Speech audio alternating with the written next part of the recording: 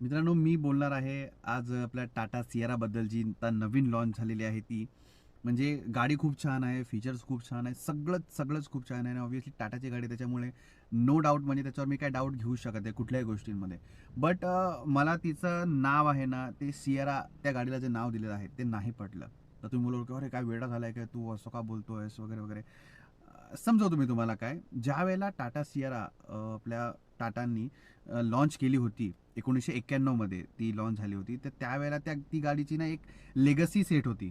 म्हणजे कशी की ती गाडी 3 डोअर होती आणि 3 डोअर पण कशी, म्हणजे जशी थार आहे ना त्या पद्धतीमध्ये ती गाडी लॉन्च झाली होती. पण तिची जी काच आहे पाठीमागची, जी ग्लास होती ना, ती एक विशिष्ट पद्धतीमध्ये आली होती. म्हणजे खूप मोठीच्या मोठी ग्लास आणि ती वरून थोडी कर्व्ह होती. म्हणजे ती ना त्या काळी अशी सनरूफसारखा एक अनुभव द्यायची आणि वाईड असल्यामुळे व्ह्यू पण खूप जबरदस्त असायचा. त्या गाडीचा लूकसुद्धा त्याच्यामुळे खूप जबरदस्त होता. त्या गाडीची हाईट पण भरपूर होती आणि इंजनमध्ये पॉवर पण जबरदस्त होती.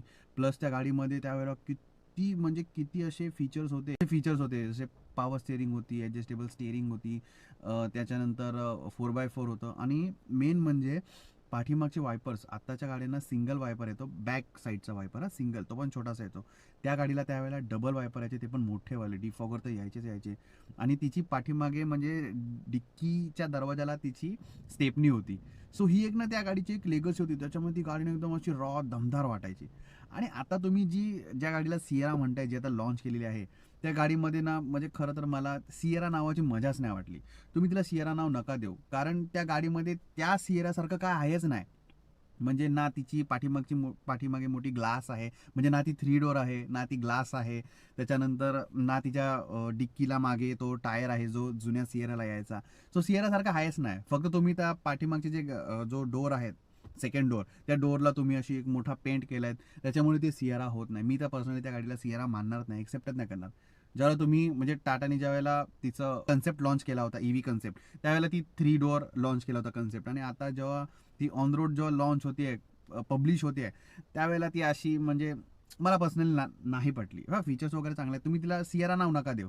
तिला तुम्ही सुमोचं नाव द्या, न्यू जनरेशन सुमो, किंवा दुसरं कुठलं तरी नाव द्या, पण सियराचं नाव नका देऊ. कारण सियरा म्हणजे मला पर्सनली ज्या गोष्टीसाठी आवडायची ना, तिची ती रॉ दमदार तो लुक, पाठीमागची ती काच आणि तिच्या डिक्कीला असलेला तो टायर, भाई हेच सियराची लेगसी ती तुम्ही तोडलीत अक्षरशः.